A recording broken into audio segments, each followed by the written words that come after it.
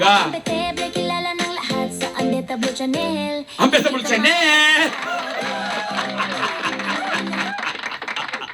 Unbeatable Channel! Tapos ang Unbeatable Channel, kung ano lang itong si Don Don, nung gawa ng theme song ng Unbeatable Channel. Pero bongga rin naman. Hello! Lani Chuleco, Michelle, Marietta Green, Josie Dagami Johnson, Lolita Di Dios Katsuki, Jeric De Lucientos, Roger Esmer, Tita, ano ba to? Tita Flor Estrada, nanonood din pala sa atin. At marami pa yung mga kaibigan natin. Actually, nung nandun kami sa UP, CMC, homecoming, hindi ko akalain na marami pala akong mga colleagues at mga ate at mga nanay at mga kabatch na nanonood. Sabi ko, no, kachipan lang dun. Charot, kachipan lang dun. Hindi po. Timok lang naman talaga. Kasi alam mo po, iba-iba naman talagang personalidad ko. Pag nasa ganitong chismisan, medyo cheap tayo ng konti. But anyway, ito hindi kachipan. Kasi gustong-gusto ko to. Ako nag-a-agree ako sa plano. Baka nga, paglabas na itong episode na to, bukod sa nakonsulta na ni Carla Estrada ang kanyang mga abogado or legal team, baka nagsimula ng maghanap sila ng umakasuhan na yung isang social media influencer ba or user na nangangalang na may username na Katcha4N. KACCH4N. Na sobrang nga naman talaga yung nakita namin yung mga post nito bago siguro binura, nakita namin yung mga post niya na talagang malisyoso. Kasi nga po may kaugnayan nito sa pagkakapanalo ni Lela Ford. Si Lela, ang bunsong kapatid ni Daniel Padilla at isa nga sa mga anak ni Carla Estrada na pumasok po sa Pinoy Big Brother Celebrity Collab Edition 2.0. Diba? At tinanghala siyang big winner mula sa kapamilya artist. Kasi dalawa yun Kapuso at saka kapamilya. Habang si Caprice Cayetano naman ang nanalo sa side naman ng Kapuso. So anyway, nung tinangal nga siyang big winner, ang daming syempre may mga supporters itong si Lela na talaga namang tuwan-tuwa sa kapag panalo. Lalo na syempre si Carla na talaga namang since day one ipinaglaban niya yan.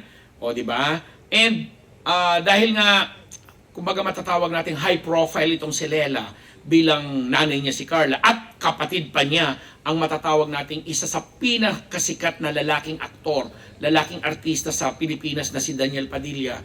Siyempre lahat iniisip nagdawa plus one because of yung kumbaga pedigree sa showbiz, yung influence, yung koneksyon, yung pangalan, etc. At saka dahil daw sa namudmud ng bumili ng boto, kaya nananalo. Which is, gusto naming putusan kasi since day one ng Pinoy Big Brother na kung saan nagsilbi akong publicist for 4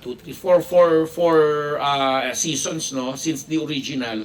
Talagang bahagi ng contest na yan, yung voting. Hindi natin masisisi ang mga pamilya, kapatid, kamag-anak na talagang bumibili ng boto para ibuhos doon sa kanilang Kaya nga siguro nagtagal si Lela. But the thing is, the fact na nandoon ka sa loob, ginagawa mo yung mga tas ni kuya at ganyan na nakikita ng sambayanan, okay ka. Kaya lang, another issue na nga yung nakakakuha ka, may lamang ka sa voting kung may pera ka, which is, yun naman talaga ang contest. Going back to this, parang sabi na nga natin kung ikukumpara natin dito sa isang congressman na medyo barungag din ng utak, congressman ng 4th District ng Quezon City. Parang misaya din itong basher na to.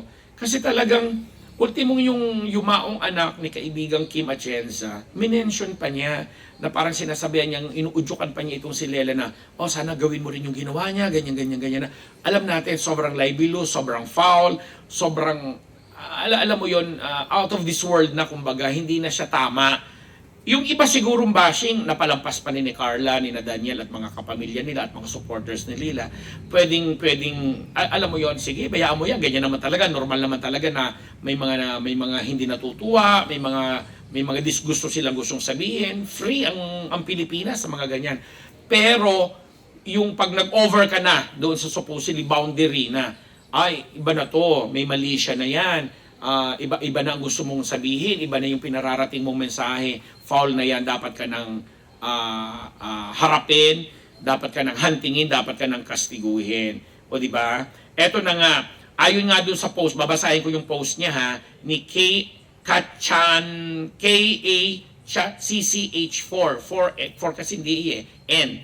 Sabi niya, Lela, remember Eman, sana gawin mo rin please. Naway ma-depress sa mga comment at sundan niya si Eman. Di mo gets, sana gets mo na.